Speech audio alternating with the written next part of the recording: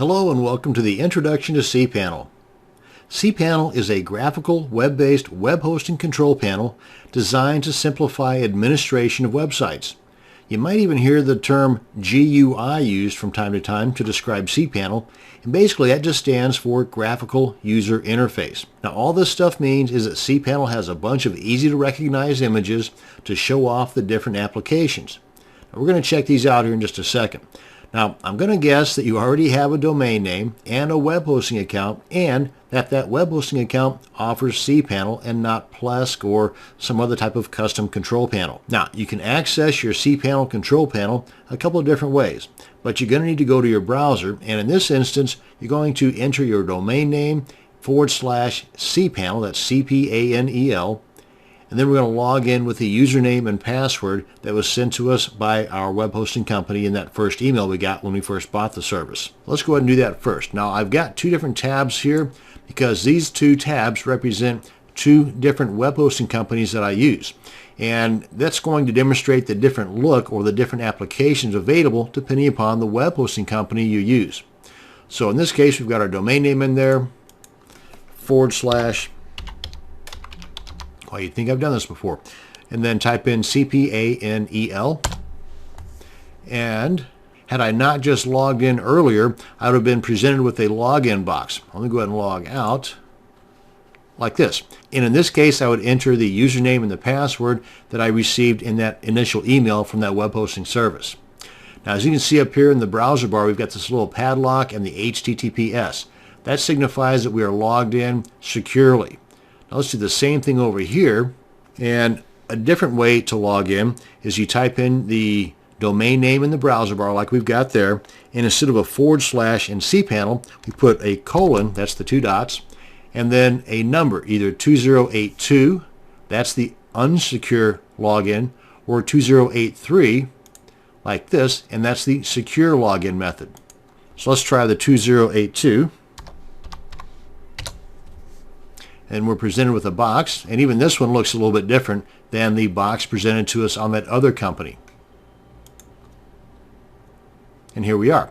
Now, another thing, in addition to being logged in not securely, which is fine for the most part, we're also left with our domain name in the browser bar. Whereas with this one here, that's logged in, or in this case, not logged in, but if it were logged in securely, it would have the server name instead of the domain name in the browser bar. Let's go ahead and log out of here and I'll show you what I'm talking about.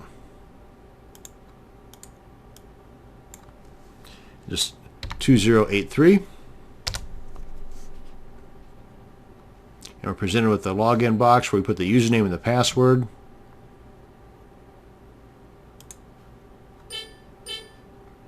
Log in. And here we are with the padlock and the HTTPS and the server name. No longer is it showing the domain name. So those are the different ways in which you can log in. Now another way, which really isn't a way that's used very often, at least ways by me, and that is by using the IP address that is initially given to you when you first sign up with that hosting account. Because whenever you first sign up with a hosting account, you're providing them, for the most part, with a domain name that they can then attach to that hosting account. Now, instead of that domain name being immediately accessible to that hosting account, because it's got to propagate, as they call it, through the internet first, which can take a couple of days or so, instead of waiting for that, they give you, they being the web hosting company, give you an IP address that you can use to log in. Now, no matter how you log in, you're going to be presented with the same homepage, the same interface. And what's going to be different, though, whether you're logged in securely or not, let's go ahead and log into here real quick.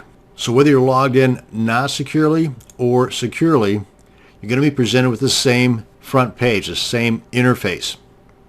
What's going to be different, though, is the applications available, again, depending upon the web hosting service you're using. For example, just at a quick glance, if I toggle back and forth between the two, you'll see one difference is right in here, where on this account, I'm given this particular application, R1 Soft Restore Backups, and that's not available on this one. But on this one, I've got, what is that, Anonymous FTP, but not on this one.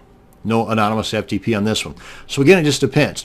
The thing though is that if you see an application or you encounter an application either through this video or another video or some other means, and it's something that you might be interested in using, simply contact your web hosting company and tell them, hey, what's the worst that's going to happen? They'll say no. But a similarity between cPanels, no matter what hosting account you're going to have, is the setup. You're going to have different panels with these different applications here.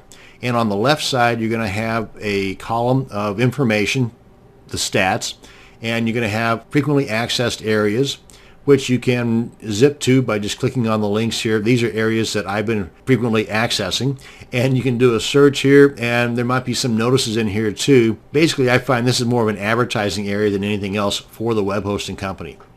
But under the stats here, be familiarized with what is available here, because in some scripts that you're going to use, they might require you to know the path to SendMail or the path to Perl.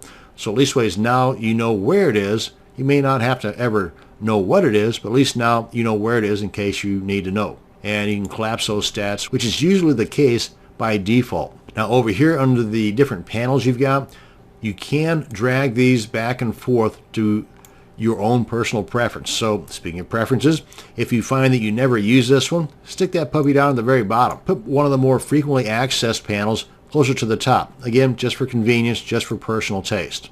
Totally up to you. And you can also collapse these guys just to get them out of the way, like so. And that's going to bring us to the end of this video on an introduction to cPanel. Thank you very much for watching, and you have a great day.